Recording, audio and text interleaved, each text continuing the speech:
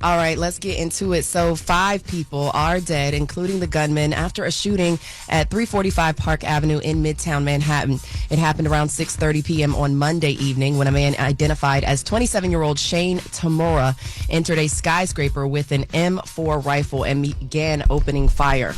Now, he traveled across country from Las Vegas before arriving into New York City, and he does have a history of mental illness. Initially, the NYPD said the shooter had been neutralized, but several sources later indicated that he died of a self-inflicted gunshot wound. Now, during a press conference, New York City Police Commissioner Jessica Tisch described the shooting and said the motive remains unclear. Let's take a listen to those comments in part.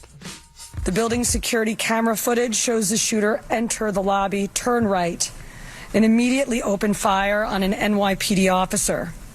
He then shoots a woman who took cover behind a pillar and proceeds through the lobby, spraying it with gunfire. According to our law enforcement partners in Las Vegas, Mr. Tamora has a documented mental health history.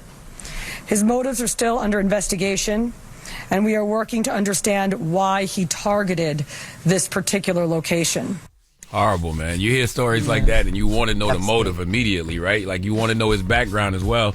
So you hear he had a mental illness, so then you ask yourself, well, how did he get a gun? We know how. It's America. Guns are easier to get than affordable health care in this country. Yeah, legal gun. I read something this morning. Actually, I heard it on the news on the way in. They said that he said something about complaining about CTE and blamed it on the NFL. And they said that the NFL was in that building. Was he a former NFL player? No. Oh. No, he was not. He was a high school football player, though, so maybe he had big dreams. So Tisch went on to say that the gunman's car contained a rifle case with rounds, a loaded revolver, ammunition, and magazines. Now, 3 men, one woman were shot and killed after the suspect sprayed bullets in the lobby and went up to the 33rd floor before shooting himself in the chest. Among those victims was Roques Islam, an off-duty New York police officer who was working security at the skyscraper where the shooting happened. He's a married 36-year-old father of 2 with a 3rd child on the way. Police commissioner hailed the late officer as a hero. Let's take a listen to Tisch's comments. Police Commissioner Tisch's comments. Officer Islam was married with 2 young boys. Horrible, man. His wife is pregnant with their 3rd child. He was doing the job that we asked him to do. He put himself in harm's way. He made the ultimate sacrifice. Shot in cold blood. He died as he lived. A hero. Rest in peace to that brother, man. So Send the sad, healing energy man. to his family. That is horrible. I was looking at that video, too. Not the video, the still pictures. How you just walk across the street in New York with a big-ass rifle in broad daylight? It feels like it's a police officer on every corner in New York City. No cops were on the corner and saw that happening? Like a guy just walking across the street with this big-ass rifle? Parked his car right in the front and got out and started walking, which is crazy. That's insane. That's crazy. So apparently that officer, the officer Islam, he was the first to essentially, see him, and because he saw him walking towards that building, and once he entered that building, he engaged with that shooter. So Tisch did go on to extend sympathy to the victims and their families, in addition to the NYPD officers who lost a brother. Now, New York City Mayor Eric Adam, he actually opened a press conference talking about that officer who was killed. Let's take a listen and learn more. He served in the 47th precinct.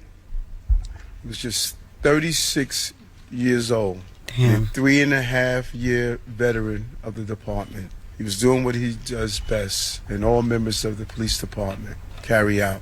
He was saving lives. He was protecting New Yorkers. He's an immigrant from Bangladesh, and he loved this city, and everyone we spoke with stated he was a person of faith. Yeah. So photos have emerged of that suspect, like you said, and indicated MV and Charlamagne, of him carrying that high-powered rifle and going into that building on Park Avenue. That building, as you mentioned as well, is home to the NFL. So his name is Shane Tamora, right? Shane Tamora. Yes, Shane Tamora is the suspect. Not the the alleged suspect.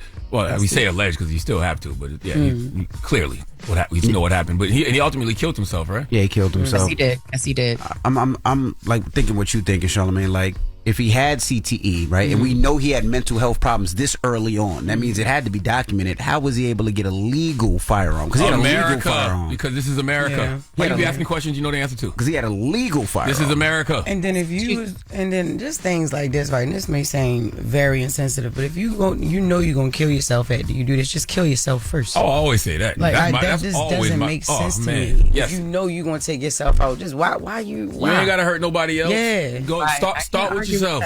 If you start with yourself, then innocent people will not be killed. Start with yourself. Yeah. That's right. I feel the same exact so damn sad. way. Yeah. I'm not encouraging it. Yeah. But I'm saying if you get to that point where you feel like you want to go out and you feel like you got to take a bunch of other people with you, no.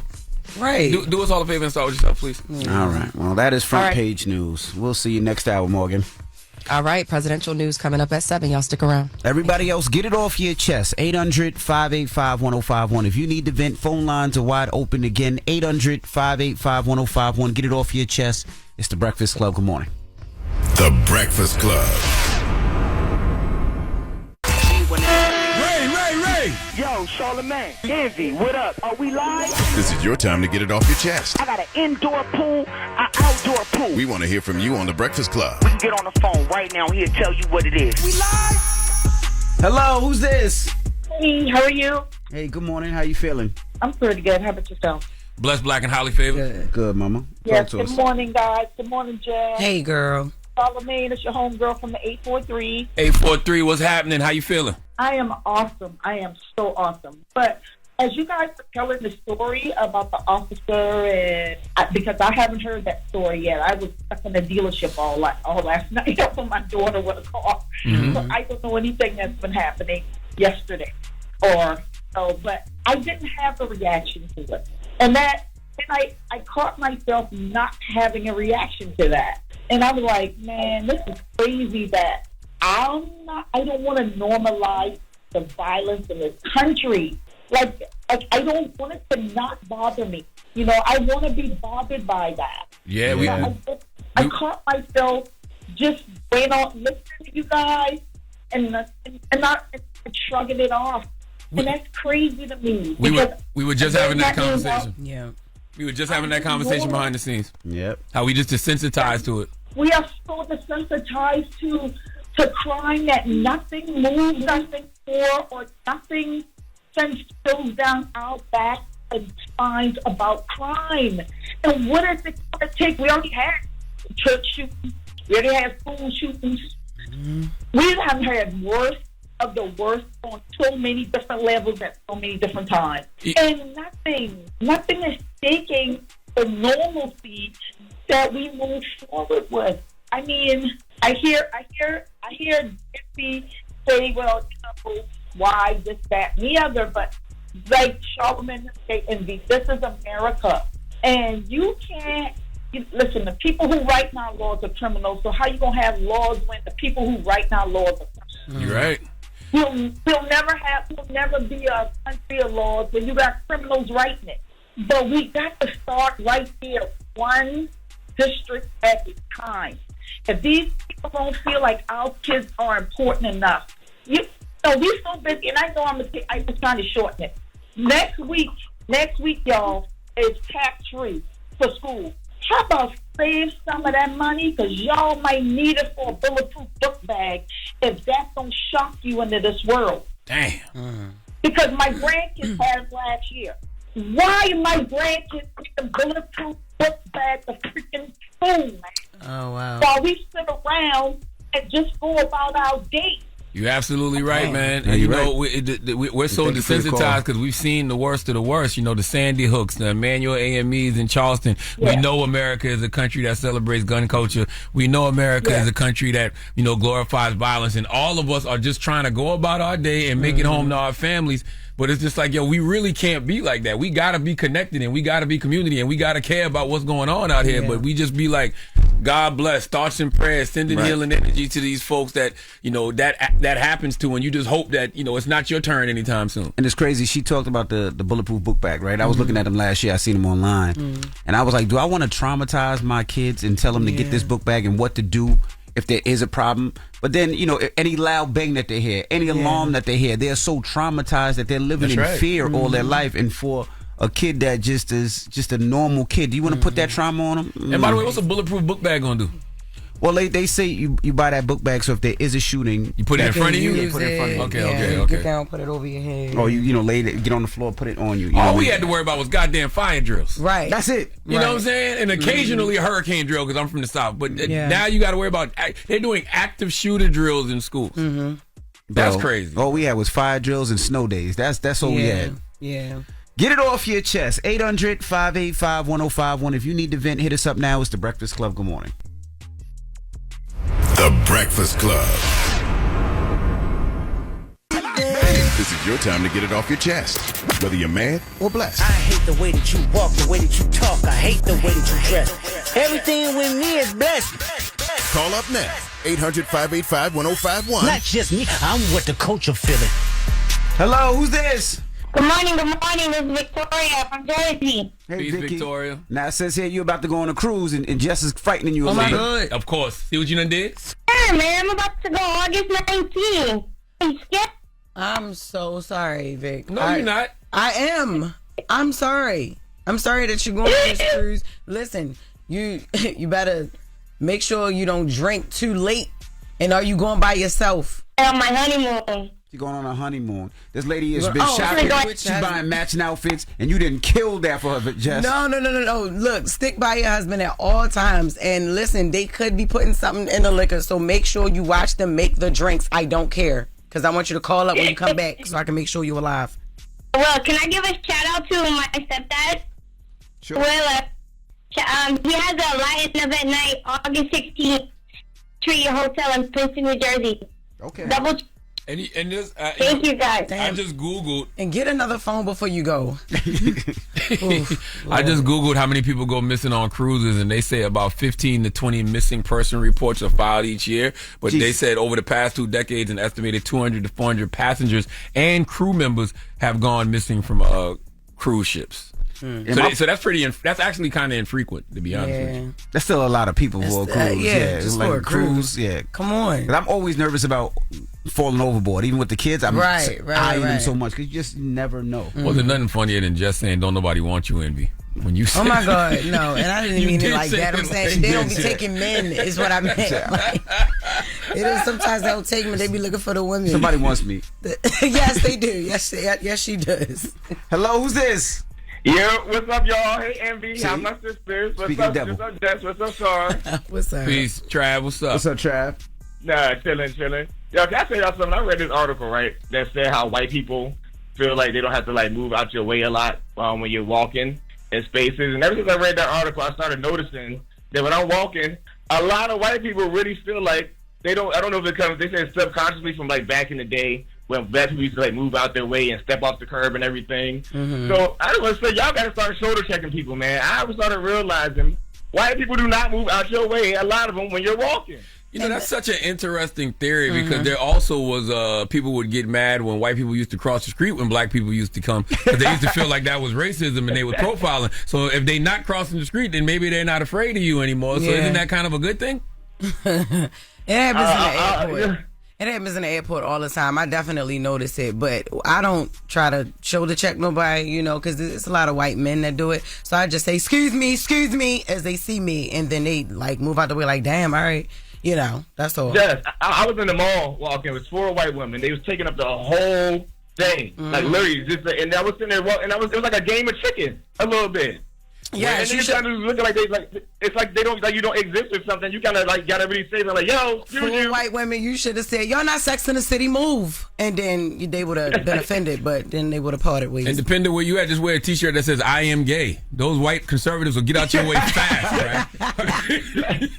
Okay. All right, y'all, bye. Bye. Yo, you're stupid. It's true though. Get it off your chest. 800-585-1051. We got the latest with Loren coming up. What are we talking about? We do. We're going to talk about Deion Sanders. He came out and talked about the health battle that he's been fighting, and man, this story is going to make y'all remind y'all how God is so good. All right, we'll get into that next. It's the Breakfast Club. Good morning. The Breakfast Club. Morning, everybody. everybody. It's DJ NV, Jess Hilarious, Charlamagne the guy. We are the Breakfast Club. Good morning. And let's get to the latest with Loren. Loren be coming with straight facts. She gets them from somebody that knows somebody. She gets the details. I'm the homegirl that knows a little bit about everything. She be having the latest on you. The latest with Loren LoRosa. Sometimes she have facts, sometimes she have details, sometimes she have a little bit of everything. Well, what's the latest? On the Breakfast Club. Talk to me. So yesterday, as we discussed in the room, Deion Sanders, Coach Prime, held a press conference to talk about what has been keeping him away from work, what has been this health battle that he has been on. And he revealed that he actually fought bladder cancer. Let's take a listen to him explaining, or his doctor explaining the cancer. As you guys know, Coach has his other health issues, his vascular stuff. So every year, Coach goes for a CT scan of his vascular pattern to make sure the blood clots are away. With this scan, everything turned out really great from the vascular side. About 2 weeks later, we get a text from his primary care doctor that said, we need to refer you guys to a urologist. They go in for a quick procedure, and the doctor told us, okay, you guys are going to need another procedure. I'm going to refer you to my colleague, Dr. Kurkasia. But at this point, you have a bladder tumor. From there, we'll go get it removed, and then Dr. Kurkasia, it was... So we proceeded with removal of the bladder tumor, very high grade, invading through the bladder wall, not into the muscle layer, something we call very high risk, non-muscle invasive bladder cancer, elected to undergo a bladder removal. We performed a full robot-assisted laparoscopic bladder removal and creation of a new bladder, and I am pleased to report that the results from the surgery are that he is cured from the cancer. I definitely was Googling bladder cancer all day yesterday. Got to add that to the list of potential health elements you got to get checked for. Absolutely. Yeah. Now, the insane thing about this, well, first of all, I just want to say, and they said this in a press conference yesterday, when I heard the word cured, I'm like, people don't understand how rare it is for a doctor to say you are cured from cancer, because a lot of times if you're fighting cancer, it doesn't cure, you just can manage it and subside it. So that is a huge deal for him. They removed it so that way it couldn't grow. But even then, sometimes if things are removed and things aren't caught in your blood, so there's so many nuances to cancer that cured is a very strong word to say when you talk about cancer. And the doctor said it yesterday in the press conference, because the type of cancer that he's dealing with, the numbers aren't for you in this situation. But he talked about, because obviously the next question is what is his life like now? Because you hear bladder cancer, you obviously think about how do you live day to day. So he talked about what his life is like right now. Let's take a listen to him on Depends. Now I depend on Depend, if you know what I mean. I truly depend on Depend. I cannot control my bladder. So I get up and go to the bathroom already 4 or 5 times a night, but then I'm sitting up there waking up, like my grandson. We in the same thing, we got the same problem right now. We going through the same trials and tribulations. We're trying to see who has the heaviest bag at the end of the night. It's ridiculous. So if you see porta potty on the sideline, it's real. Dozing off and waking up, first thing I'm grabbing my crotch to see if I peed on myself. So he I know you say you got to wear the pins, but he got to walk around with the bag too? So at one point he was walking around with bags. I'm not for sure if that's something he's going to actually have to do every single day, but yes, there are bags that he uses. And in the vlog, because right after this press conference ended, his son, who they have their media channel, his son put up the first vlog of us seeing him go through the surgery, and you see the bags. There's 2 bags. One was really filled with blood, and it's very graphic in the video, but you can see the full process. Now, is that for life, or does it? Because I also heard that they're going to use one of his intestines to reformulate a bladder or something like that. They recreated a bladder for him. Right. So I didn't know they could do that. I didn't know that they could do that either. But it seems like this hospital that he was at was very advanced. Yeah, they use robotic surgery of some sort to even do the surgery that he did. But it seems like their goal is to make it where he can be able to have a normal life, but he does need some assistance, which is where he's talking about the Depends. I love that he was in good spirits. He seems to be in good spirits about it, making jokes and laughing and playing. A lot of people get down and just yes. But I love the attitude he has about his disposition, just up. Yes. It was very Coach Prime. It was very Deion Sanders. It was crazy because you're talking about cancer, and cancer, when people hear it, you feel like it's a death sentence. And he got emotional at some points, but he kept it very my faith, my spirit. I'm here. That. I'm a vessel. Let's actually listen to him. There was a moment where he got emotional in a press conference. I want you guys to hear it. Let's take a listen. It has been a tremendous journey, and I'm truly thankful that God God is so good. God is so good. You have no idea. You have no idea how good God has been to me. For me to be here. You have no idea. Thank you. Thank you both for everything. Well, definitely sending healing energy to the good brother Deion Sanders. And this is why if you woke up today healthy, thank God. Yes. There's always somebody out there going through, something worse. And he's still giving all glory to God because he knows the option is death. He's happy to be here. He's Yes. dealing with this every day, too. Yes, every single day. And he said, though, that because one of the journalists in the room asked him, how are you going to depend on your team now? Like, what's that going to be like? He said, depend on my team. I'm going to be at work with my team. Like, he's going to be back into his life and at work and doing the things that he was doing before, as he would. He also talked a lot about the people who reached out to him and who were just there for him because a lot of people didn't know what was going on. Yeah. He said Randy Moss called him, and Randy Moss's wife called him like almost every other day. Randy was having his own battle with cancer. Yes. Yep. He said that he would talk him through certain things and just, be there for him. The day, the press conference yesterday, he said DC Young Fly actually called him and prayed with him. Yeah. But there's been a lot of people. We had a full list of names. Deshaun Jackson was on the list. There were so many names that he mentioned of people who just reached out and poured love to him, even though he was trying to he didn't want everybody knowing what was going on. He said he was 180 pounds soaking wet at a certain point. He didn't even want people to see him. But people made sure they got to him to pour love into him. Yeah. And then also, is Karrueche dating him? Are they dating? Well, she was very emotional as well on, what was that, a live? It was a vlog. A vlog, okay, yes. Yeah. So there have been some rumors that... She almost made me cry. I cried with her. Yeah. There was a vlog yesterday that was posted by a son that I mentioned. And in the vlog, Karrueche is one of the people that was at the hospital with him when he went into the bladder surgery. Mm-hmm. So there's a part of the vlog where she is talking about what they're there and what they're doing. Let's take a listen to Karrueche. So we are here to fully remove the bladder. Texting the boys. It's their first day of practice today, and I'm excited. Yeah, and she was super emotional in the video. It was one point in the video where she didn't even want to say the word cancer. There's another point where he's headed back into surgery, and Karrueche and his son walk him back. Right before he goes back in, he says, I'll see y'all later to him. So they haven't officially said yes, so I can't officially say yes, but, Well, I mean, I know that's definitely not, they're not going to address that right now, but I thought somebody maybe knew and I missed it, because y'all know, I mean, I'm just with a mess, but I still don't be knowing everything. No, That's one I missed. I think a lot of people were like, woo, hold on. Everybody ain't tuned into everything all the time. Y'all got mad at me yesterday because I ain't know Ray J... but that was just all over the place. Connected to Whitney's death. I ain't never heard that before. Yeah, that was crazy. That was a no, it wasn't. I did get mad at him. I was like, how you didn't see that? Ray J, your cousin. Yeah, that was a rumor at one time. I know. I heard they was dating. I ain't never heard that he was connected to And that's the death. thing. I never heard that they were dating. I heard it, but I didn't believe it. I heard that, but I didn't believe it. I thought it was one of the jokes, and then I heard the death thing. Yeah, I heard both of them. Yeah. But regardless, I'm just glad Deion Sanders is absolutely. Oh, yes. Absolutely. Sending him healing energy. And this is going to be a multi-part series that his son and his family will be dropping across YouTube, because they want people to stay informed and continue to go get themselves checked and do all the things, because he also mentioned he didn't have any symptoms either. Wow. So they want you to see his process so you can know to take care of yourself as well too. Doc, if you listen, I'm coming to see you this week now. That's right. Check my bladder. Check my bladder. What you mean? And I'm gonna have to explain the story to him. Well, Deion Sanders just had bladder cancer. He said we need to get checked. So however I need to get checked for that, please check me. I got you. As you should. I'll check you. All right, that is the latest with Loren. I'm gonna make you my bag. That's what I'm gonna do. I'm gonna pee on you. Oh my God! Any opportunity for the big marriage? You relax. You see? I'm glad y'all see that. He said pee on him. You said you're gonna make him your bag. Man, it goes in the bag, not so on. They grow back. What'd you say? Oh my God! They say that word.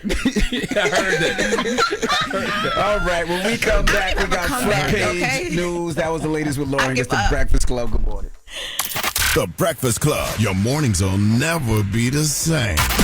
Morning, everybody. It's DJ NV, Jess Hilarious, Charlamagne the Guy. We are the Breakfast Club. Let's get back in some front page news. What's up, Morgan? All right, y'all. So in international news, President Trump says he's reducing Russia's deadline to reach a ceasefire with Ukraine. He made those comments yesterday in Scotland. Let's take a listen. I'm going to make a new deadline of about 10 or 12 days from today. There's no reason in waiting.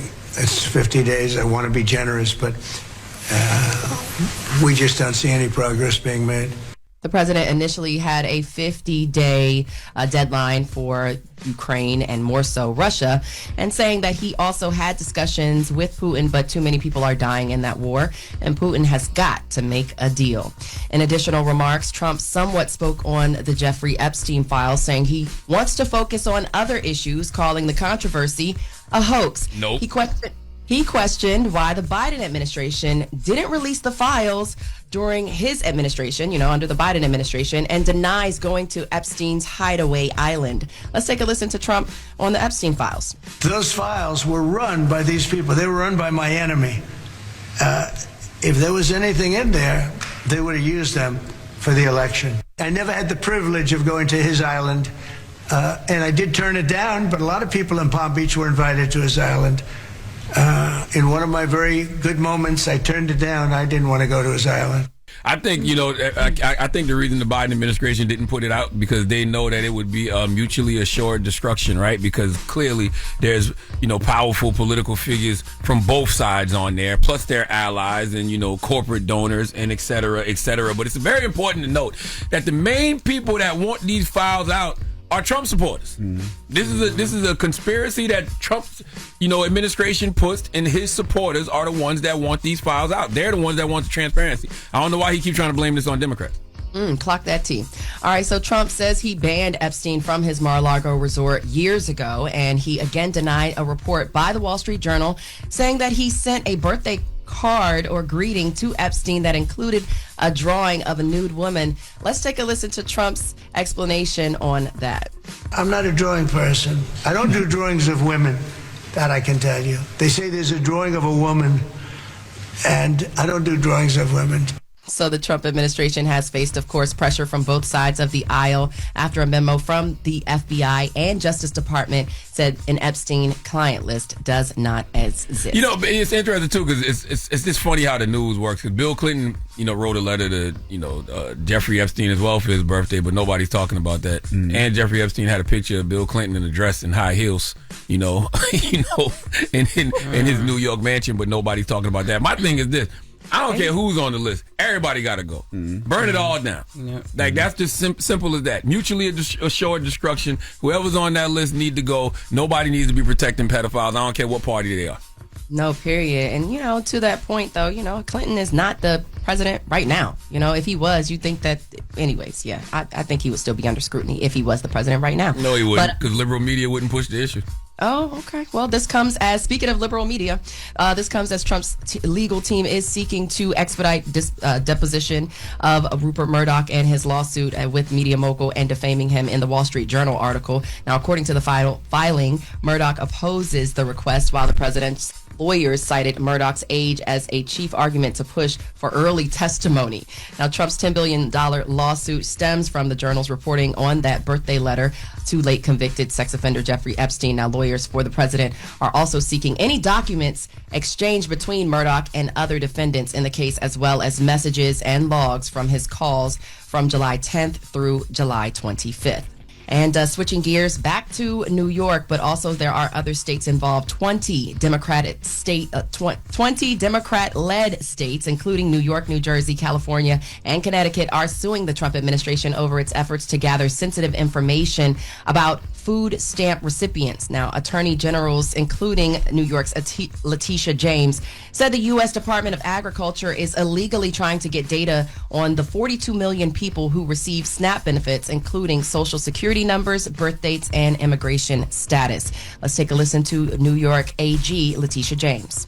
This administration is attempting to use this program as a tool in their cruel and chaotic targeting of immigrants. It is outrageous. It is unacceptable. They are basically trying to weaponize the SNAP program against immigrant communities in violation of the law. So California Attorney General Rob Bonta also weighed in. Let's take a listen to his comments. People who apply for SNAP benefits have to provide sensitive and private information about themselves and others in their households. SNAP is a lifeline for over 5 million Californians. It helps working families, seniors, children, and people in crisis put food on the table. So states have been giving a July 30th deadline to comply or face losing federal funding regarding SNAP. Now, the legal dispute over SNAP data arises as the Trump administration again continues to collect and links government data for immigration enforcement. I just don't understand why they are so hell-bent on cutting things that actually help people. It's just mind-boggling to me. Like, I just don't understand why you got to go out of your way to cut people's SNAP benefits. That is literally how some people just, can keep food on their table. Yeah. And it's the same thing when, I'm an ambassador for the food bank in New York City. Like, when you see organizations like that getting their funding cut, those are the people who go out there and help, the least of us, the less fortunate. Like, why would you ever get in the way of that? Why? No, for real. Clock it. Clock that T too. I don't have an answer, but, I will continue to follow these stories for you guys. That's your front page news. I'm Morgan Wood. Follow me on socials at Morgan Media. That's MorganMedia. And for more news coverage, follow at Black Information Network. Download the free iHeartRadio app and visit us at BINnews.com. Thank y'all so much. And try to enjoy the rest of your Tuesday. All right. Everybody else, when we come back, Nate Jackson, comedian, will be joining us. He has a new Netflix special called Super Funny. It came out in July 8th, and we're going to talk to him next. So don't go anywhere. It's The Breakfast Club. Good morning. The Breakfast Club. Morning, everybody. It's DJ NV, Jess Hilarious, Charlamagne the Guy. We are The Breakfast Club. We got a special guest in the building.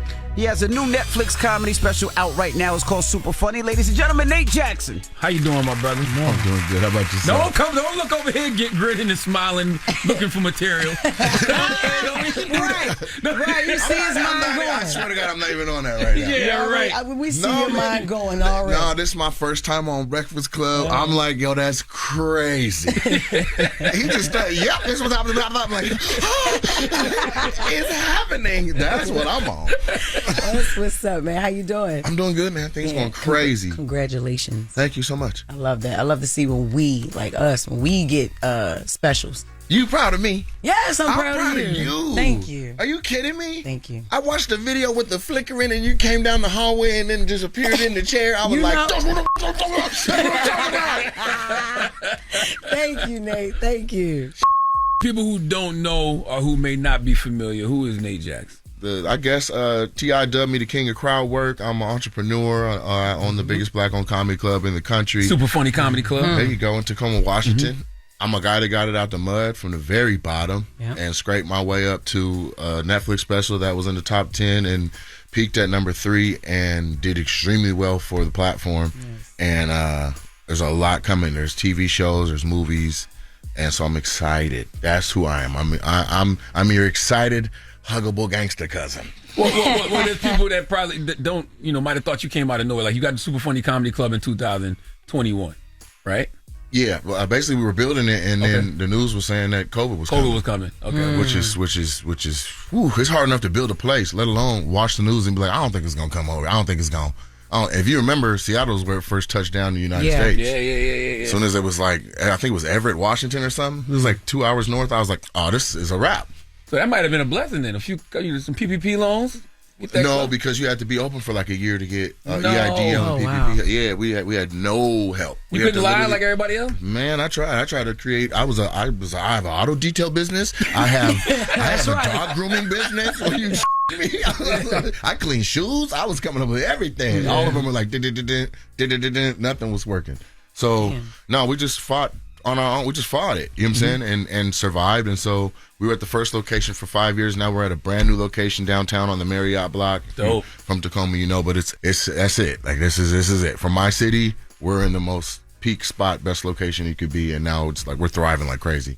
But you're a veteran though. You've been doing comedy for like 26 years? 20 somewhere between 23 and 24. Okay.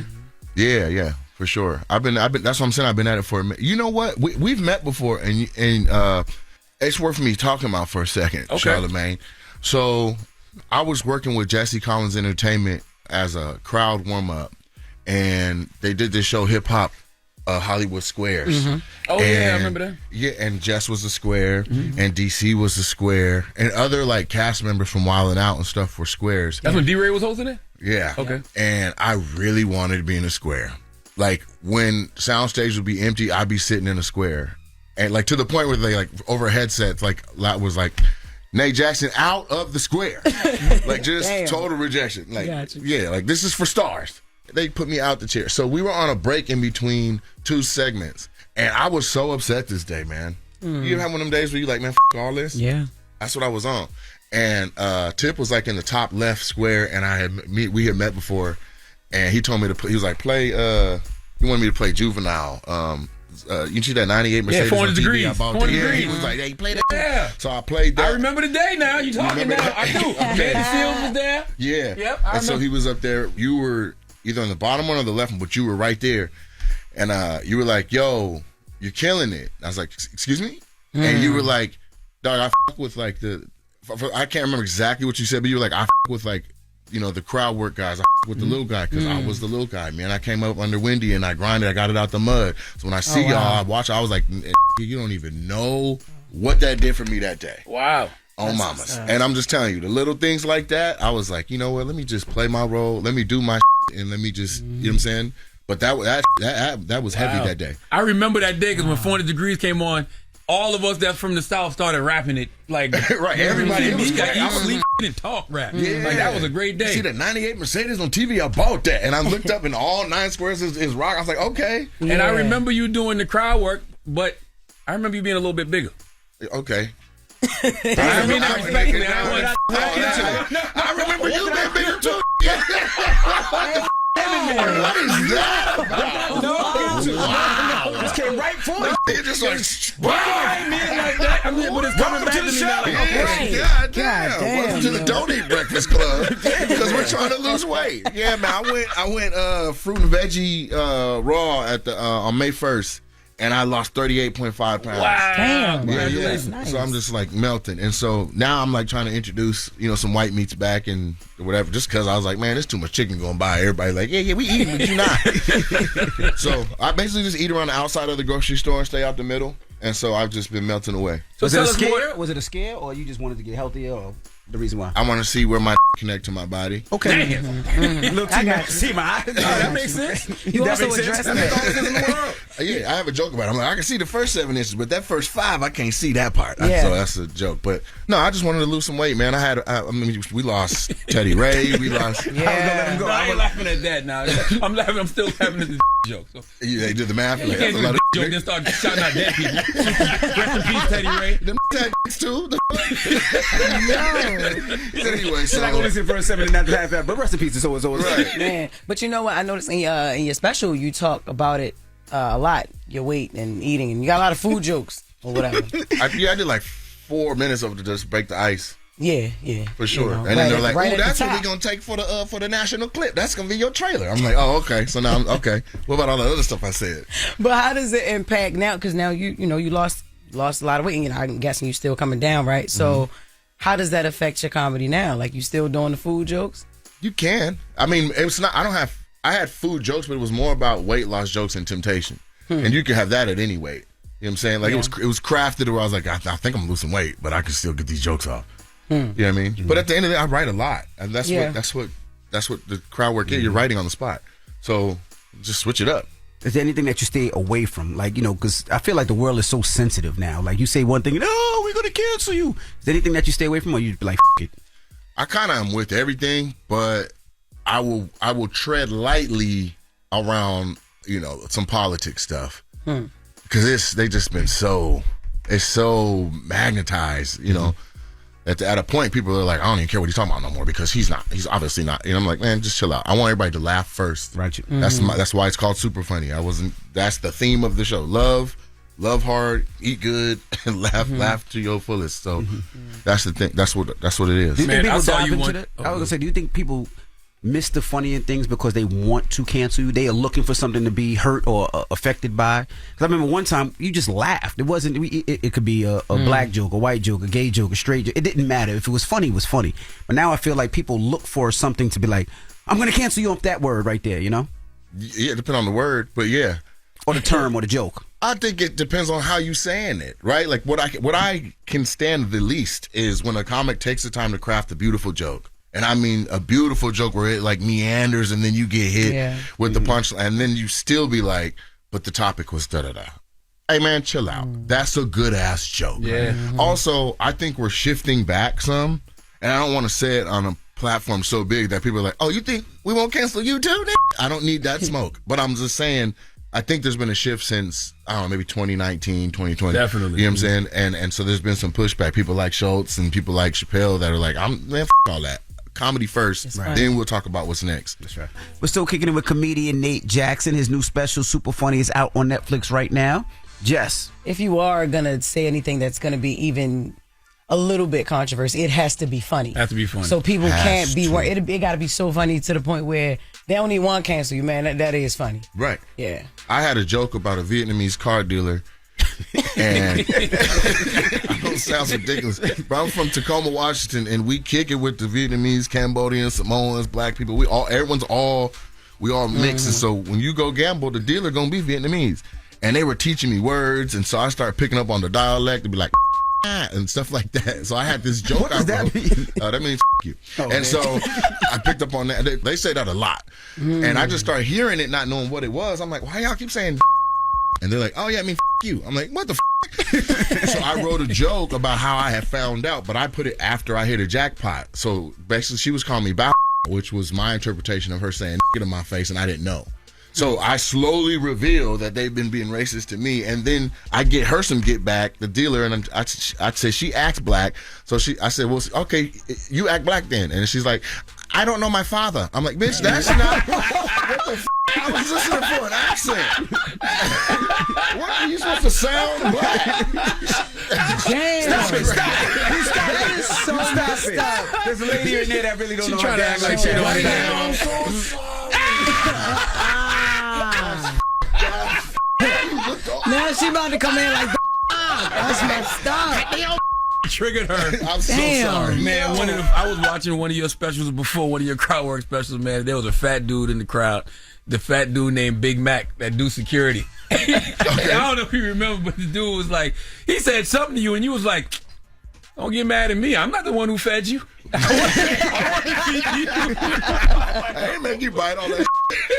People be in the comments like, pot calling the kettle black. I'm like, nah, that's a little pot calling a big ass kettle black. But the point of the Vietnamese joke was, that same joke, JFL was like, we can't have you up here because you saying that joke. What? I'm like, did you listen to it? Right. So I just got back from I came straight from Montreal here. Oh, okay. To where I had my own show. I had I did Variety Top 10. Yes. I got that this year. Yes. And so Yes. but it brings it full circle to be like, they showed me so much love. I was like, you know what? I'm not gonna be bitter. That's because I it's can't. funny. You should have. That's what I'm saying. It's funny. Now if I just came out like Vietnamese sound crazy and I just start cussing like I'm like that is that's you overstepping. Yeah. You know what I'm saying? But and that's my pet peeve. Like if you can hear the intellect in the joke and the setup and be like, ooh, that was good misdirection. To hear that and be like, nah. It's like how some older black people are like, I didn't even have fun because he cussed 14 times.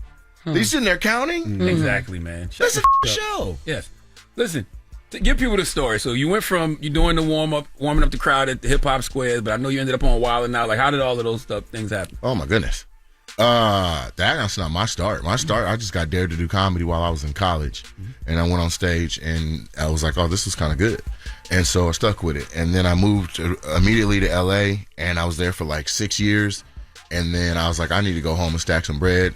So I started like 12 shows, and then I combined it into one show, and it was like the biggest show. It was like Thursday night. It was like 420 people for like 8 years. It was massive, and in Seattle. In Tacoma. Okay. Yeah, downtown Tacoma. And if it's really like 80 people every Thursday in case the IRS is listening. So it was like, it was hella. But then I stacked and came back. And so then different opportunities started to kind of come together. And so I had an opportunity to work with Jesse Collins Entertainment. And that's how I did the crowd work. And I think it was just a plug from D-Ray. Okay. Because, I do Monday nights at the Improv, and D-Ray looks out. You know what I'm saying? Shout out to D-Ray. And so that's how I got into that. But the way Hollywood, man, you'll have a day where you're like, yo, I made it. Yeah. You'll be standing on a table, fist pumping the air between Tony Rock and Chris Rock. Like, you know what I'm saying? Like, would film like $1 million. And then the next day, you're like, damn, I got to perform in this dungeon? Yeah. It's up, but you got to do it all. And so, that's essentially why I was where I was. I was like, man, I just can't get a damn break. I got Wildin' Out. Bet. I do 4 episodes. Now it says I look old. I'm like, Corey Holcomb is here. How I look old? Damn. And no shade, but I'm just saying, don't say I look old. I've been I said you look old. No, I'm like, I waited to get on the show for 6 years. Yeah, I look old now. Get the fuck. Give me a part of my hair. Let me rock. And then every game was rapping. I'm like, we can't just do no old school work. You just be funny. Jokes, right? We would have a game. Like, all right, this is what we're going to do. You're going to roast this thing. We're like, bet. You gotta All the comments like, hell yeah. Nick be in the corner like, you know what it needs? Bars. Now we're like, and just get out the way. Trying the clips, man. Go ahead, man. God damn. Here comes Justina. Go ahead, man. Yeah. Oh, I'm like, that's not my bag. I'll learn it, but that ain't my bag. You only did 4 episodes of Wildin' Out? Yeah, I did 4, but they were big ones though. Got you. They were big ones though. Like I did Erykah Badu episode. We did because I can sing too. So we did the Revenge of Tyrone, where she did the follow up to Call Tyrone, and then I did the Travis Scott episode, and then I did the one where the dude had hella kids, but then he said we can't talk about the kids. Nick Cannon? No, it was somebody with more, I think. Damn. Cromartie? Oh, Antonio Cromartie. Yeah. Oh, wow. Cromartie. That's all we want to talk about. Like, you got 1 million kids. He was like, anything but the kids. We're like, well, then go home. Because Right. yeah, so I did some good, you know what I'm saying? And so I like, bet. You know what? I think the reason I only got the 4, and I'd like to say this on this platform. On the Erykah Badu episode, she came and she was like, yo, let me meet the people I'm going to be on the episode with. And me and the 85 South guys all stood around on the sound stage with Niall. And she's like, here's what I think we should do. And Niall ran down the games. Here's what we're going to do. Freestyle from there. She's like, okay, I'm going to my dressing room. I want one of the brighter ones to come with me. Now I'm standing up there with 1 episode under my belt. She's like, what's your name? I'm like, Nate Jackson. She's like, you tell me what's going on here. And now I was like, I was like, hey, Carlos, can you come with me? So I grab Carlos, we go down. She's like, there's going to be a part where I go down to my knee and I'm singing real hard. I want you to put my jacket on me like James Brown. I'm going to throw it off and come back like a phoenix and I'm going to kill it. I'm like, bet. That part of the show happens. I walk out. I put the thing on her. Everything happens as planned. After it's over, execs come up and they're like, who the told you to walk out? Sorry, what? Wow. Erykah Badu did. What? Erykah Badu told you to walk out? Yeah, she said throw the thing on her. Why do you what? You thought I just came out the I know I'm barely welcome here. Why would I mess up your $1 million moment? You know what I'm saying? And so that's when it was like I was on ice. But it only takes. But the show is improv. Really? So even if you did do that and it worked, who cares? Come on, man. Put the other hat on. You exec. You put your bag in the Erykah being on the episode, and here come one of your little doing anything in the frame. That she asked to do that. Oh, specifically. And I even remember being like, somebody was next to me. I was like, hey, she said to throw the thing. You want to go out? And they were like, well, no, man, I don't want to go. I was like, okay. Well, she asked, like, I don't want to not do it. Then after she's like, where was the I was waiting. Yeah. Man. Did you at least tell Nick? When? Nick is like Batman. You see Nick there, and then Ninja Smoke. Hello, Nick? When the last time you seen Nick, Jess? Playing cards on the internet. I've not seen that nigga in person. You kidding me? He's just in a garage doing upside down sit-ups. You don't never see Nick. He got too many shows. He was shooting 6 shows while we were shooting Wildin' Out. One time. That's crazy. I could not believe, bro. He shot like a vlog, a Jesus and Meryl thing. He shot Wildin' Out. Then he went to AGT. Then he shot a car show. Yeah. Then I was like, this is tired. Yes. Yes. No, see Nick. When? We're still kicking it with comedian Nate Jackson. His new special, Super Funny, is out on Netflix right now. Jess. How did that come about though? How did Netflix end up the place to land? It's simple for me, but like, so my mama getting older, and she has an office downstairs at our house in Lacey, Washington, and she got to go down these steps to go down in this cold ass basement and turn on an area heater to get on Netflix or to get on any streaming platform. But Netflix came on their old ass smart TV, which is dumb now, but that was the one. I was like, it's a smart TV. Netflix built in, so she'll watch Netflix from the comfort of the couch, fireplace, and all that. So for me, I was like, this is how my mama gonna see me and be comfortable. Yeah. Oh wow. So you pair it with all the other stuff you know about Netflix, and it kind of makes sense. But if they're not gonna give me a deal, it's like I gotta go to wherever. Yeah. But that's why I was like, I could just stick it on YouTube with the crowd work joints where there's now 750,000 people. I think that would land well, but let's see if we can get traction with them, because just literally, I was on calls with agencies. They're like, what platform? I'm like, Netflix. Why? My mama can't watch this downstairs. Like, I need her in the living room being like, my baby did it. I need that. Yeah. And that's what we did. Gary Owen about to write that down. He gonna try to use that to get his Netflix special finally. Right. You know, Gary can't get a Netflix special for nothing. We got a podcast together. No! Yeah. What? I ain't know that. We got a podcast together. Yeah. What podcast you and Gary got together? It's called Gary and Nate. I did not know that. I know Gary had a podcast. Yeah, he got just called Gary Owen. Yeah. And I got my own. Hold on. That's funny as shit. So you got a Netflix special? How did you break the news to Gary? Right after he told me that they turned him down. Damn. But I didn't mean to say it that way, though. Like, he was like, hey, man, I'm waiting to find out about Netflix. Now, I had already knew, like, I might be rounding third on mine. And so I just had to sit there. And he told me the whole thing, like, yeah, man, I'm ready for it to get on there, man. I don't know what it's about. And I was like, man, maybe, just keep chugging along, brother. Damn. You didn't want to give me your good news yet? I had to wait. I had to wait till, like, the moment of, like, yeah. And I was like, you want to hear something crazy, man? But you can't act stupid, though. You can't tell nobody. You can't act stupid. He was like, what you got? And I was like, yeah, Netflix gave me mine. He was like, that's what's up. I support that. But no, so damn. So he deserves one. Yeah. Why not? Does Gary take your style? Funny, on the podcast, you said Gary be taking your style. Where you see that at? Your podcast? We talked about it live, so you saw us come to a resolution, and you want to go back to when it was That's and right. start Yes, there. right. We start from there, then we go to the resolution. Christ, Andy. I'll precede this with "we're good."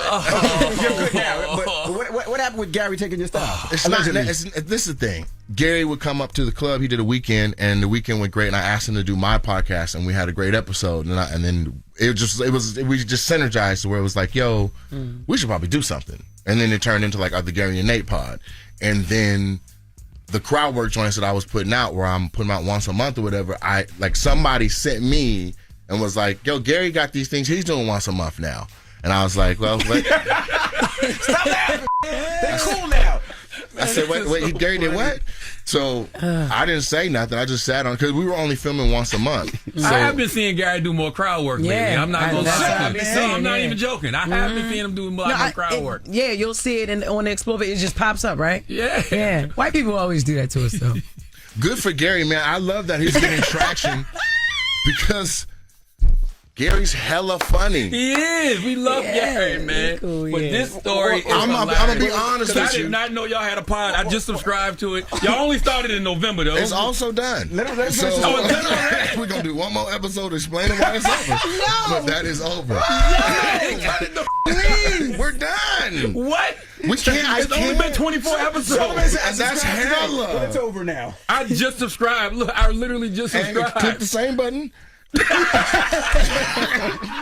finish the story. Subscribe to Opinionated, Charlamagne. That's my podcast. Opinionated. So subscribe to Opinionated and subscribe to Gary Owens. Finish the story. Yeah, but subscribe to Gary. Make sure you subscribe to Get Some, and then Opinionated is mine. I'm already subscribed to Get There's Some. enough out here for all of us to get it. Go ahead, Nate. Go ahead. Finish your story. Right. It's not even a full story. Goddamn, Envy just be in the fight. He's that funny. Envy in the back. You ain't gonna do shit. You ain't gonna do shit. That's what you do, Envy. You just poke the bear. He is the Instagram. Listen, I rock with Gary. I have no malice. You know what I'm saying? And so he good. But it's just and so I have noticed that as I'm up in the Pacific Northwest fighting for ways to be an innovator and stay relevant from way the up there and off the grid, that sometimes people come up and they're like, oh, that's the sauce. I can't protect that. Whether he comes close to me and does it or stays away from me and does it, if somebody sees an editing style or a wave or, I don't know, a dress or a way somebody walks and talks and it's working. Astros jersey. Go ahead. There's nothing you can do. He from there. Well, he's from Ohio, but he lived. This Envy is wild. Son. He's literally saying every point of contention from when we argued. At the end of the day, we only were recording first Mondays. You said that to him? You said you wasn't even wearing baseball jerseys before me. That's what you said to him? Yeah, and then Gary was like, look at me at my wedding party wearing a jersey. He said, look at me. Now you know goddamn well. Oh, wow. like, man. Gary gonna be up here in like a week or 2 weeks. Gary always come up here, by the way. Gary's solid. He's not finna be saying and all that. For anybody that's wondering where I'm at on it, he good. Okay. Yeah. Now, but y'all just not doing the podcast no more. But y'all good. No, I can't. It's because we do first. Busy. We do first Mondays, and so he'll come up and do the club, and the door deal is what makes it worth coming up. Then we record 1 or 2 or 3 or 4 episodes in one day, or 2 and then 2, and it'd be my only 2 days off for maybe a 14 stretch of road gigs. So I'm like, hey, Gary, I can't. Gotcha. I can't do it. So I'm doing a comedy festival the 11th through the 17th. Because my birthday is the 14th in August, and so he's gonna come up and he's gonna do Monday the 11th, and then we're gonna do one more episode just explain lightning. We're just busy. Yeah, where's your comedy festival? Is in your hometown? Yeah, in Tacoma. Okay. Yeah, so and we got Tony Rock anchoring the weekend. Amazing. And then, so Gary will do the Monday. Then I'm gonna do a Nate Jackson Presents on Monday. It's one of my concepts where it's like I'm hosting for 35-40 minutes, and then all the acts just come out the door. You don't know who's on stage. Dope. Kind of like Chocolate Sunday. You know who on the show. Yeah. This makes so much sense because I was listening to Gary's pod like last week, and I was wondering why he was just going in on people who do crowd work. He was like, people who do crowd work are lazy and they don't really know how to write. But now, you said that? Gary on his pod. That sounds made up. Huh? That sounds made up. Oh yeah, I did make it up. It's true. Hey, yo. I'm glad you see through it. So good. I did make that up. I made that up. Because here's why it's made up. Because if you do crowd work or attempt to do crowd work and you have good moments and you string them together, you already know you're using traditional stand-up structure, but you're plugging the information you got off the people into that. So we're writing live and on the spot. And I think that what's overlooked is the phenomena of why people are like, why crowd work? Because you're in the crowd and you're hearing the response. Your brain is processing the same information, and you're like, well, what would I say? What's he going to say? And every time the person you like that does it finds an angle. So if I got to start with whatever, like I would have went on stage and been like, y'all see Coldplay? Y'all see the dude get caught? Like I can talk about that at a crowd work joint. And now it's like, who in here cheating? Now we got some segues to get through. You know what I mean? But like, it's almost a gift when you get something. You're like, oh, okay, let's cook with this, right? And I like to find a few so that I can do callbacks and have it all come together and gel together. So that at the end, you're like, that was an experience. That wasn't just a couple of moments. Yeah. Nate Jackson, tell them where to follow you, brother. Yes. NateJacksonComedy.com or at Mr. Nate Jackson on the gram or Nate Jackson Comedy on TikTok. Just tap in. NateJacksonComedy.com is where you can see everything. I'm ending the Super Funny World Tour here in the next couple of dates, and the Big Dog Tour starts right after that. International, we got Australia. It's crazy. Damn, that is so get some good. tickets while there's any seats left. It's like that. Congratulations, brother. I Much did hear success to you, man. I did hear you say you was doing shows and movies and stuff. You casting and stuff. You want to act in something? Yeah, for sure. I got some. All right, cool. Yeah, I got some. Because I'm really, really good. I almost forgot the movie. I'm tripping. So there's a movie with Seth Rogen, Keke Palmer, Keanu Reeves, and it's Aziz Ansari's directorial debut that comes out in October, and it's called Good Fortune, and I'm in that. Dope. Damn. Dope. So yeah. No, I got stuff. Okay. I just bought this red camera. It's about to go up. Harry, you bought the red. You can't tell me nothing. Period. Can't tell me nothing. Period. Check out Super Funny on Netflix now. Nate Jackson, ladies and gentlemen, thank you for joining us, brother. Appreciate you. That's the Breakfast Club. Good morning. Let's get to the latest with Loren. Loren becoming a straight fact. She gets them from somebody that knows somebody. She gets the details. I'm the homegirl that knows a little bit about everything. She be having the latest on this. The latest with Loren LoRosa. Sometimes she have facts, sometimes she have details, sometimes she have a little bit of everything. What was the latest? On the Breakfast Club. Talk to me.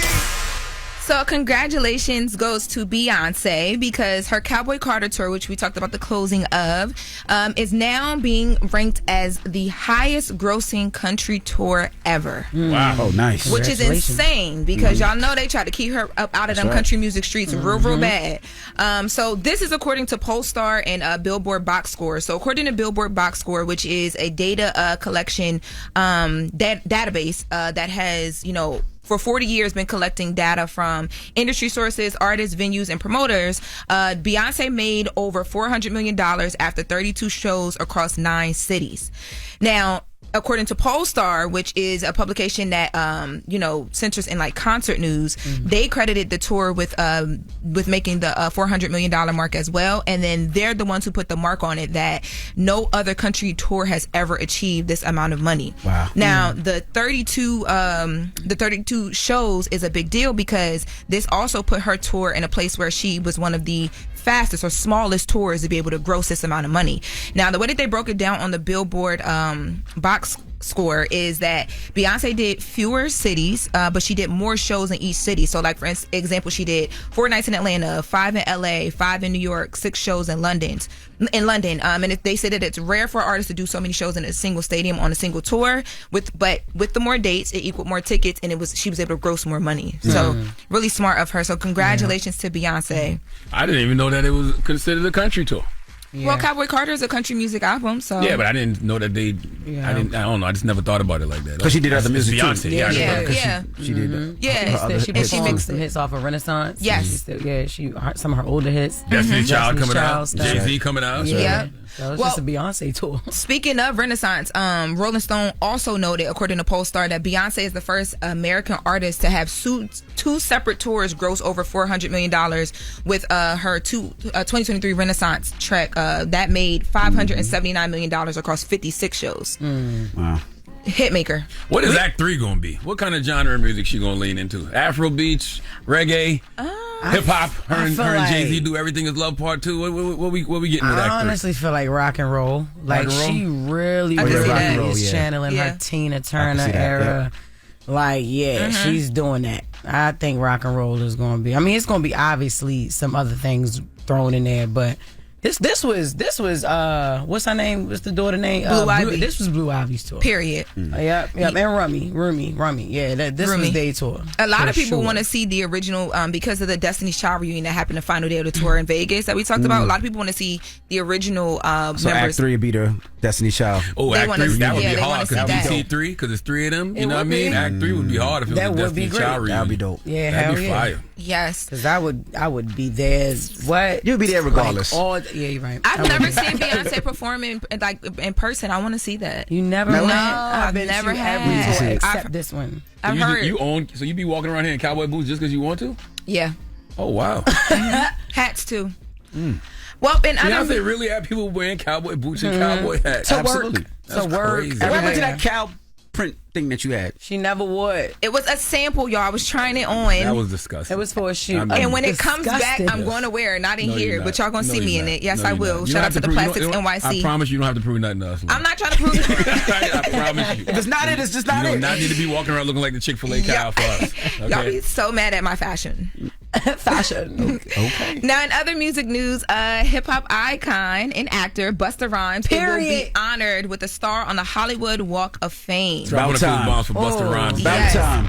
Favorite rapper. Bus. Yes, so the Walk of Fame released this news, and they, mentioned that guest speakers there will be Chris Rock, LL Cool J, and Chuck D. This will take place on the Hollywood Walk of Fame on Friday, August 1st at 11:30 a.m. And you're able to come and watch it, and all the things. Now he'll receive his star in the category of recording, and he'll be joined by MC Big Boy, who emceed the ceremonies as a speaker, and then as I mentioned, Chris Rock, LL Cool J, and Chuck D will also be there. Oh, you mean Big Boy? Big Boy will MC because they have like MC Big Boy. They'll have they have like a ceremony where they let people come up and speak. Your family's there, Big Boy will MC the ceremony. Who else you said? Chuck D. Chuck D gave Busta Rhymes his name. Who else you said? LL Cool J. LL Cool J. And Chris Rock. Yep. All right. That's dope. Yep. So shout out to him. Congratulations on that. That is dope. Major. I feel like Q-Tip should be in that mix too, but that's dope.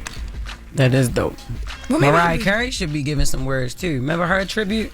How he broke it down for her? What? Yeah. Like I ain't never seen nobody speak about nobody like that while giving them a tribute. That was amazing. So salute to Busta. It's crazy because I feel like I would have thought that he had already had a star. I was thinking that too. I know, right? He definitely should have had one already. It's amount of hits and movies and everything. But salute to Busta. He's in my top 3. I love him. All right. Well, that is the latest with Loren. Oh yeah, and happy birthday to Kalai. It's you still going? I don't know. No, it's their birthday. He's still going, huh? Who is that? It's a celebrity. You still It's going. not Callie. See, Nate Jackson was in here doing them accents, and you just can't stop, huh? Who is it, Lord? Can't stop. Is it Callie? Oh no, yeah. How do you pronounce her name? It's a I think celebrity. it is Callie. Nate Jackson was in here shouting out I think it Vietnamese is. people. But they put 3 eyes on there. Her look, you know her. Wait, But where'd I she ain't. go? So it's not. I'm telling you, it's Nate Jackson. Nate Jackson was in here shouting out the Vietnamese people and got Jess going. Is that Callie? She meant Callie. Callie. It's Callie. Why they put 3 eyes on there in this girl name? I'm yo? gonna fight Jess. Oh, I'm gonna Can you fight say it, Jess? I thought it was No, shut up. Kalai. That's where you get your wigs from too, Laura. Okay. Because the wig from Kalai. Hey, yo. Charlamagne, we'll give it a donkey to Lord help us. Four after the hour, we need Micah Hill to come to the front of the congregation. There's a lot of teachable moments to be learned from this man's situation. We'll discuss. Oh, my goodness. All right. We'll get to that next. It's the Breakfast Club. Good morning. The Breakfast Club. Your mornings will never be the same. Made it. Don't be out here acting like a donkey. Hee-haw, bitch. Hee-haw. It's time for Donkey of the Day. I'm a big boy. I can take it. If he feel I deserve it, ain't no big deal. I know Charlamagne guy gonna have some funny shit say out his mouth. If you gotta say something you may not agree with, doesn't mean I'm mean. Who's getting that donkey? That donkey. That don't. Donkey of the day, right there. The Breakfast Club, bitches. You can call me the donkey of the day, but I mean no harm. Donkey of the day for Tuesday, July 29th goes to a 21-year-old Oklahoma man named Micah Hill. Okay, Micah is currently being held on a $50,000 bond for assault and battery with a deadly weapon after police say he admitted to shooting his girlfriend's husband. I repeat, Micah Hill is currently being held on a $50,000 bond for assault and battery with a deadly weapon after police say he admitted to shooting his girlfriend's husband. I know. I had to read it a couple of times myself before I got it. Confusing, isn't it? Let's go to KOCO ABC News 5 for the report, please. There's a kid with a gun here at the building. 911 calls flooding into the Edmond Police Department Tuesday afternoon. Police say 21-year-old Micah Hill was in his girlfriend's car and she was inside when her husband came up to the car window. Hill told police it scared him because they've met before and the husband allegedly had spit in his face and threatened him in the past. Hill said out of fear, he grabbed his girlfriend's gun, loaded it, and got out of the car. Documents say Hill told police the husband walked around the car and asked Hill if he was hurting his children. Hill says his answer was no. He claims the husband then lunged toward him, so he shot him twice. I heard 2 shots in the parking lot. Seconds later, a gentleman walked in and was yelling, help, I need help. He shot me. I know they hit the panic alarm at the front desk as well. Documents say Hill admitted the husband was not visibly armed, but told police he, quote, couldn't do anything unless I shot him because he can't, quote, outfight him. Well, at least he was in front of a plasma center, so there were some doctors there to help after he got shot. So many teachable moments in this story. If you're willing to learn something, but let's discuss. Number one, I'm not dying or killing for nobody else's wife. Okay, Michael, you 21 and you were smashing this man's wife. I don't know what the situation is between the husband and wife. Maybe they separated. I have no idea. But whatever was going on between them was none of your business. And that woman had you, Micah, doing too much. Okay, see, you wasn't keeping it player. You said you met this woman's husband before, and he spit in your face. Okay, drop one of Clues bombs for the husband. Okay, all right. You deserve that spit to be in your face because why are you meeting the husband? Okay, this woman put you in a position you had no business being in. If they separated and you smashing, I get it. But keep it like that, okay? If she wants to bring you around her kids and a strange husband, you got to say no. Okay, now maybe y'all just creeping and the husband know y'all creeping, so he couldn't believe the audacity of you coming around him playing in his face. Oh, you think he's sweet, huh? Oh, you think he's a pussycat doll. Okay, saliva to the face. I understand. Then this man thought you was hurting his kids. I don't know where he got that from, but he asked the question for a reason. Once again, why are you even around this man's kids for him to even have to think to ask you that question? You 21. Only thing you supposed to be giving this man's wife is hard D and bubble gum. I don't even know the whole story, but based off the information I've gotten from this story, that man had every right to whip your ass. And that leads me to my second point and the reason you getting donkey of the day. Can we play the last part of that news report? Just the last part, this part. Documents say Hill admitted the husband was not visibly armed, but told police he, quote, couldn't do anything unless I shot him because he can't, quote, outfight him. Now, I was born in 1978, okay? I represent Generation X. Drop on the clues bombs for Generation X, all right? The generation born between 1965 and 1980. Some call us the forgotten generation because people tend to focus on baby boomers and millennials. Some call us the latchkey generation due to the high number of us who were left home unsupervised growing up. But that's what made us independent. That's what gave us resilience. That's what made us be able to adapt to things around us. This also made us mind our goddamn business. Okay, being Generation X made a lot of us keep to ourselves and not meddle in other people's affairs. And if we did, we knew that there were consequences and repercussions to our actions. Okay, the problem I have with Generation Z is y'all don't think y'all got to get punched in the face. Okay, y'all don't think you have to deal with the consequences of your actions. If you're going to sleep with that man's wife, then you have to deal with what comes with that. You said yourself, you can't outfight this man. So if you know that, then you don't need to be sleeping with his wife. And if you do, you need to be very, very, very, very discreet. You need to be super duper on the low, not in this man's face so he can spit in it. Okay? You don't even own a pistol. That's why you had to use your girlfriend's pistol to shoot her husband. How crazy does that sound? Okay, you had to use your girlfriend's pistol to shoot her husband. Real quick, can I talk about this whore for a second? Okay, I wish I had this whore's name. All right, you mean to tell me you running around here with this 21-year-old, sleeping with him, got him around my kids, and he shoots me with your gun? How do you even explain that to your children? Okay? Thank God the husband is still alive, because how could you ever explain to your kids that their daddy is dead because mama was out here popping her poom poom for a 21-year-old and so he shot daddy with mama's gun? Huh? This story stinks. Okay, I can smell the bacterial vaginosis all over this story. All right, Micah, you and the husband need to run from whoever this black widow is. Okay, this woman you in jail for and this woman the other guy is in the hospital for doesn't care about either one of y'all. Okay, if she didn't, she would have. If she did, she wouldn't have either one of you in situations like this. Okay, the husband already spit in your face once. That's a warning. Why is she bringing you back around after that? Okay, why are you back around? You should know that some spit to the face could also turn to getting shot in the face, especially when you're dealing with somebody's marital partner. See, ain't nobody teaching these youngins nothing, man. I can name quite a few OGs in my life who would have told me, leave that alone. Okay, that woman husband gonna kill you. Okay, straight like that. I can hear my daddy saying to me, that woman either gonna get you killed or you gonna have to kill her husband. Either way, you lose. And Micah, let me be the first to tell you that you lost. Please give Micah Hill the biggest hee-haw. In jail for shooting your girlfriend's husband. How does that even sound? That's crazy. That sounds crazy. Come on, man. Cut it out. You got exactly what his ass deserved. Jail time. And if you can't fight in the street, oh Lord, God, what you think gonna happen to you in jail? And you ain't got no pistol. All right. Well, thank you for that donkey of the day. Yes, ma'am. Now, when we come back, let's open up the phone lines. 800-585-1051. Ignore him, Jess. Well, let's open up the phone lines. With everything going on in this world right now, right? We see a lot of stuff going on, and we see a lot of people taping this stuff. So the question is 800-585-1051. When you see some activity going on, whether it's a fight, whether somebody doing something illegal, are you videotaping? Are you calling for help? Or are you looking the other way? Now, this came from something. We was talking about this the other day. Where did this come from?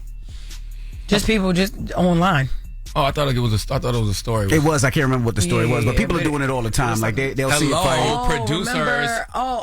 Remember I said it was a trend that this guy was fake kidnapping a kid on the streets. He had set the camera up to see how many people reacted to it, and it was literally he did it like 100 times, and like only 3 people reacted. So a white woman and 2 black men. So we're asking 800-585-1051. What do you do? Because you always hear these situations where, you know, somebody gets into a problem on a train, right? And then somebody jumps in, and the person that jumps in to help, he's the one that gets killed. Yes. He's the one that gets cut.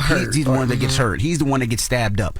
So we're asking, in this day and age, I at least want you to pull your phone out to dial 911. Don't just pull your phone out to record. Yeah. Don't think about content. Right. Well, that is the question. 800-585-1051. What are you doing? Let's talk about it. It's the Breakfast Club. Good morning. Pull out your phone. Call in right now. Call me. Add your opinion to the Breakfast Club topic. Break it down. 800-585-1051. The Breakfast Club. It's topic time.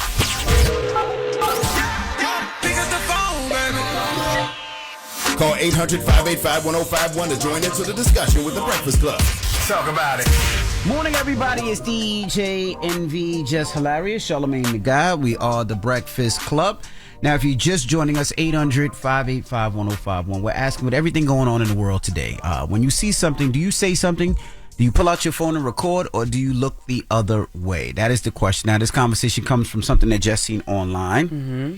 There was, I guess, a guy doing a prank where he acted like he kidnapped some kids. Yeah, actually, you wouldn't even call it a prank. He was just trying to do like an experiment, right? Where the kid is actually his kid, and he sets up cameras at different intersections, and he runs up behind a kid and snatches him and just goes into the alley or whatever, right? And then he wants to see how many people will react. People got their headphones on, and this is actually in New York City. And people got their headphones on. People see it. They keep walking. They on the phone. They don't care. They still just walking, minding their business. It was one white woman who saw it, ran right after him in the alley. Come out, and you see him showing her the camera, like, okay, now this is just an experiment, because she was upset. Same, two black guys followed him as well, and then he shows them like, no, it's just an experiment or whatever. And that just made me think, like, damn, do people really not care, or do people really feel like, yo, it ain't my business? So it's like, I mean, I'm praying, but it ain't my business. I don't want to be hurt or, trying to save somebody else. But it's like, is that heartless, or is that, I don't know, are you scared to lose your life? Like, what is that? I mean, you hear so many times of people, jumping into a situation and wind up dying. Yeah. Especially, if it's a domestic violence case where, somebody jumps in to protect somebody, and then the husband winds up, beating him up or shooting him or stabbing him, or even on a situation where you hear it all the time where people are just minding their business, they try to do the right thing, and they end up dying. Yeah. So it's like, so what do you do in that situation, Jess? I call the police. I ain't gonna lie. I will literally call the police. I can't just not do anything. But I will call the police. Yeah, I'm not looking for nobody to be no hero, but I'm just looking for you to help. Like, I don't know what I would do in a lot of situations, because all situations are different, but I know what I'm not doing. I'm not pulling out my phone to just record. Yeah, I'm not thinking about content for my social media. Yes. You know what I mean? You do it all the time. Like, a car get into a car accident and it be on fire, and the first thing somebody do is record the burning car. Yeah, not even seeing if somebody in that car. Somebody is in it, right. And I ain't asking you to play firefighter. You're not smoking the bed. Just call 911. Right. Like, how hard is it to pick up the phone and dial 911 and say, hey, this is what I'm seeing? I'm just asking y'all not to pull out y'all phones and just record. The only time I'm pulling out my phone to record is if it's an extraterrestrial or something supernatural. Yeah. Yeah, I remember even like, it was about 15, 16 years ago, the Breakfast Club just started. There was a car accident on Queens Boulevard in Queens, and I seen it. I was on my way to work. So I called 911 and be like, hey, I just seen a car accident. There's people over there helping them, but I just wanted to call because it just happened. When I say the police called me at least 30 times, came to my house and everything, they made me feel like I was the one that did the accident. Like, you're the suspect. Like, I was the suspect. Well, they think you saw something. So, right. Yeah. But even though I explained what I seen, I was like, it was a red car hit. I didn't see anything. I was on my way. But what's different? They always come to your house. You're a known informant. Oh, shut up, man. What? You didn't know that? No. Don't listen to him. Don't listen to him. Like, I don't see a problem. Hello, who's this? This guy. What's going on? It's Lamar. Lamar, talk to us, brother. Yo, so as a content creator, I got a YouTube channel called Boiler Heroes. It's very hard to make a decision at the moment when something's happening, if I'm gonna film it or not. Because in my mind, like, I got morals, so I'm gonna be like, man, I don't know if I should do this, but in my mind, I'm like, I could be one video away from making it. I don't know what's making it, but I'm one video away, and this video could be the video to take me to the next level. So am I going to film this? God, take you man. to the next level? My God. Back in the days, we was always one song away. Like, you told us to go get a trade and all this other stuff, right? I got a trade, right? Now I'm filming it. So now I'm like, man, I was one song away back in the days, but now I'm one video away. But black man, let's think about this. What happened to empathy? You know what I mean? What happened to humanity? Why are you at that very moment? In that very moment, if I see somebody in danger, if I see somebody in trouble, and I'm not willing to intervene and help myself, I'm not picking up my phone to record for personal content. I'm gonna pick up my phone and dial 911. I'm one video away when you could have been a hero and saved somebody. That's true too. Like, You're right. But ain't nobody there to record him being nobody there to record him being a hero, Jess. But that's the problem. I can't be a hero if nobody see it. I need people to see me. But that's being the a hero. problem. That's the problem. It's like he'd rather be famous. The clout. He'd rather get those likes. He'd rather get the money from the views than actually save somebody. Crazy, y'all. That's the world we live in. Jesus. That's literally the world we live in. Prime example. Hello, who's this? This is Angela in Columbia, South Carolina. How y'all doing this morning? Metro 803, what's happening? Let's go. What's your thoughts, Mama? I think my point of view is I originally said that I was against the recording. However, it's certain situations that need awareness. So not all recording, not all content is bad just because it's a bad situation. However, if you feel that you're going to be in danger, or it is a point that danger may happen, meaning a shooting or a fight or whatever the case, remove yourself. Don't be that person. Okay, but I get what you're saying, but what if the person is in such immediate danger that you need to call 911? How is recording going to help that person if that person needs, some emergency assistance right then and there? If that person needs emergency assistance, of course you need to call 911. But at the same time, I'm going to ask you, it depends on how many people are around. You're making multiple 911 calls, and the same breath, one could be doing one thing and the other can be doing Okay, something now else. you're bringing up a great point, because we see these videos all the time, and it'd be 20 people with their phone out. Yep. Who calling 911? How many angles y'all need? Everybody. Right. Now, it should be common sense. Should be common sense. You see somebody's brains getting knocked on the block. Common sense ain't common. What we really talking about? That's right. It ain't. Nope. Thank you so much. You know what's so crazy? Common sense ain't never been common, because my parents used to say that, and my grandparents used to say common sense ain't common. So common sense ain't never been common. We got Chris on the line. Chris, good morning. Yes. Chris, what are you doing if you see Yawling. something? Nothing. Nothing. You just mind your own business. You're not going to at least call 911? No, you got to mind your own business sometimes.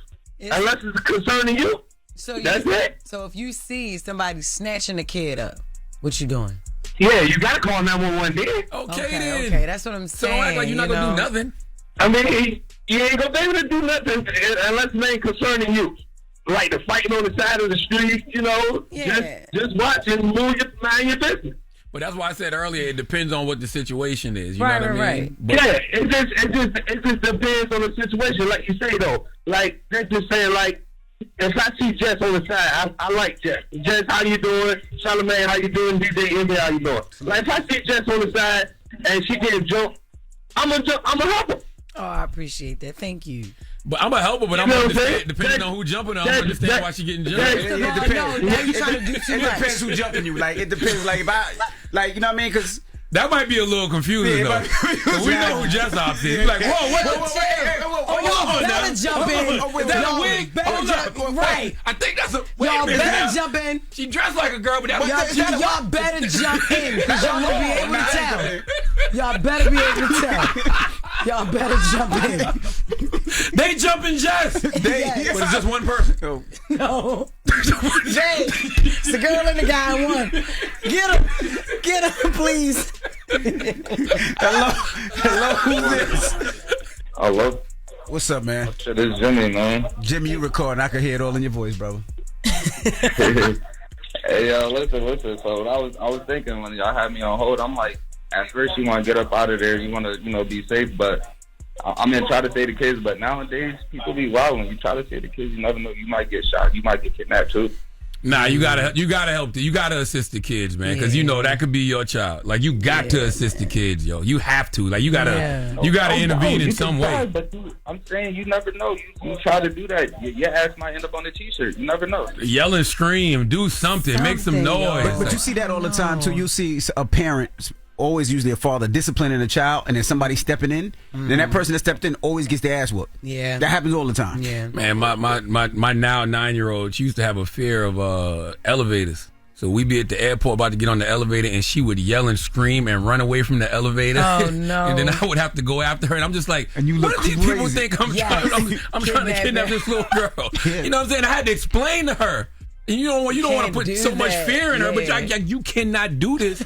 at the airport, people going to think I'm trying to kidnap you. But just imagine, right? So imagine you do that. You grabbing your daughter and then somebody grab you. And now you got to tell him, shut the F up, mind your goddamn But business. now you fighting this guy because he grabbed you and then you just trying to get your daughter and he got a bunch of guys with him and they jumping you. That's you got too your much, firearm yo. on you. Then you shoot him and he died for no reason. So Why like would you have your said, firearm at the airport? So Maybe like not you the said, airport. it depends. Like it depends on the situation. Yes. Like, But what's the moral of the story? don't be so quick to record every damn thing. That's man. the moral of the story. You gotta call the police or yell or scream or something if you don't want to end up on a t-shirt. I totally understand that. So, but like, do something. That's all the police say. All police say, if you see something, say something. Report it. That means yeah. call 911. I'm not asking you to play hero, Right. but just don't pick up the phone and record. Yeah. Don't just think content first. Help me. Mm-hmm. And seriously, help me. If I'm getting jumped by a bunch of Mr. Sisters, please See what come I'm saying? and that's jump and, see what I'm and saying? handle it. See what You I'm on your saying? own. You on your own. They ain't beat me up. All right. We got the latest with Loren coming up. Don't go anywhere. It's The Breakfast Club. Good morning. The Breakfast Club. Morning, everybody. We are The Breakfast Club. Let's get to the latest with Loren. God, Lauren be coming in straight fast. She gets them from somebody that knows somebody. She gets the details. I'm the homegirl that knows a little bit about everything. She be having the latest on you. The latest with Loren LoRosa. Sometimes you have facts, sometimes you have details, sometimes you have a little bit of everything. What was the latest? On The Breakfast Club. Talk to me. All right, guys. So this was just filed moments ago. So it's breaking right now. Diddy's legal team has submitted a request to the judge asking for bail again for Diddy. You guys remember he was denied bail while awaiting his sentencing, which is going to happen on October 3rd, because the judge said that Diddy was a danger to the community because of all the violence and just his disregard for the law that they felt like went down. Now, so here's what they're saying. Really quick, they're saying that they have this new bail package that the judge should consider because of three things. Most people convicted of the same charges, the two men at counts that Diddy are convicted of, are let go but prior to their sentencing, and they provide a bunch of case law that shows you other instances where people in Diddy's position have been able to be released while they await the sentencing. One of the things that they point out is that they claim that Diddy was not a direct customer of the acts. So they're saying, even though there were these escorts and all these things happened, Diddy himself did not have sex with the men that were hired to come and have spend time with his girlfriends. It was just a part of the lifestyle that they did. But his girlfriends at the time, Jane and Cassie, were the only people who benefited from the services. So he shouldn't be a person that is behind bars. So he paid for the escort service, not the sex, they're trying to say. Yeah, but they're also just saying, too, it's rare that you see in any of the cases that they've provided a person who hasn't benefited from this whole ring that you're alleging be behind bars, especially while awaiting sentencing. So they're trying to make that point and comparing it to other cases.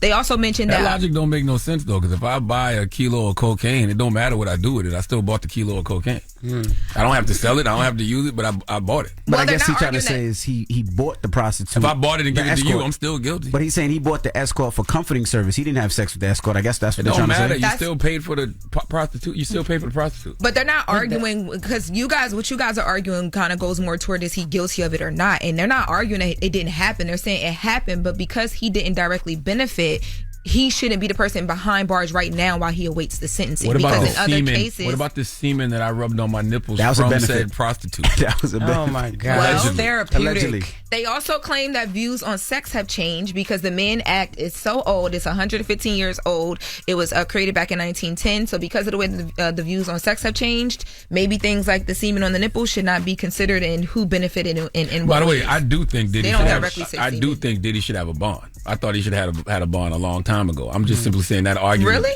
Yeah. I didn't feel like you thought that. Huh? I didn't think that you thought that. Yeah, don't ask me.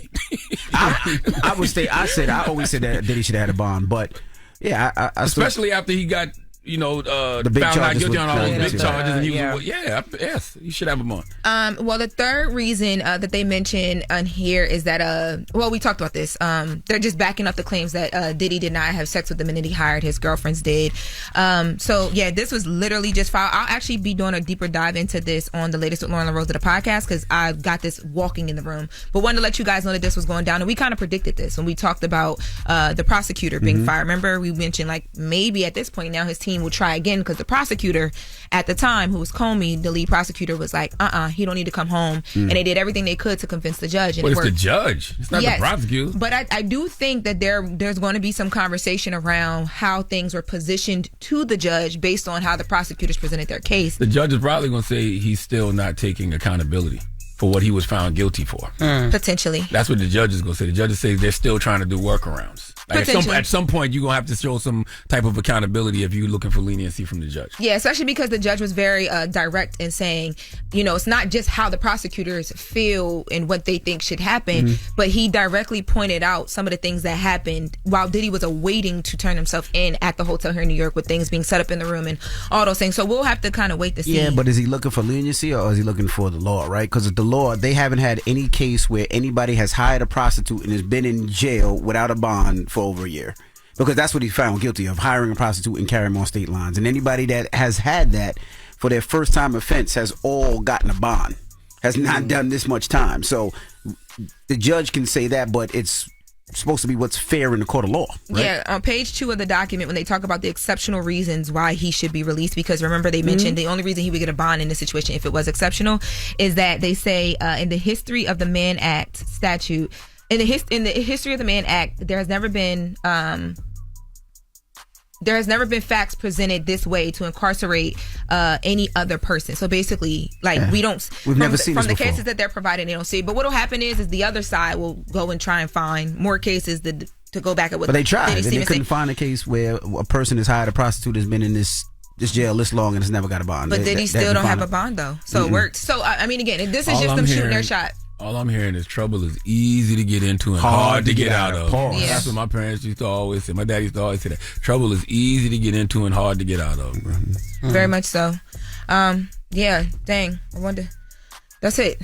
Oh, you got still time left. Okay, well, I did want to, talk about Glorilla because she got her a boo now. Okay. Now, Charlamagne, you can be all up in her business because it's basically public at this point. Why would I be in Glorilla business? You had asked her about Damian Lillard. Remember you did that on your sit-down show that you do? Charlamagne, now you can be all up in her business. And she was like, yo, relax. You all up in my business. Chill. I was joking. But now she popped out. So her and Brandon Ingram were spotted first in a club in Cabo. She's been celebrating her birthday.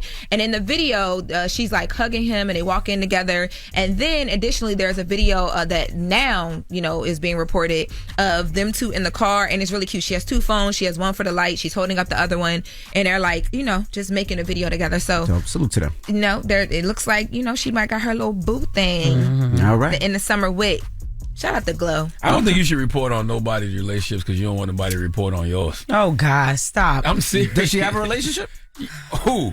She got a couple. Really? I don't have a couple of nothing. I don't know what you were talking about. I got 2 different videos. Do have to, please don't couple of nothing me. Don't couple of nothing me. You have videos, but do not couple of nothing me. Loren, you can't do nothing in New York. Exactly. For some reason, when you go out on a date, people like to be all up in your business. How many house? How many dates? That's what it was? That's the latest with Loren.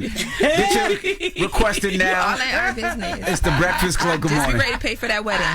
The Breakfast Club. Your mornings will never be the same.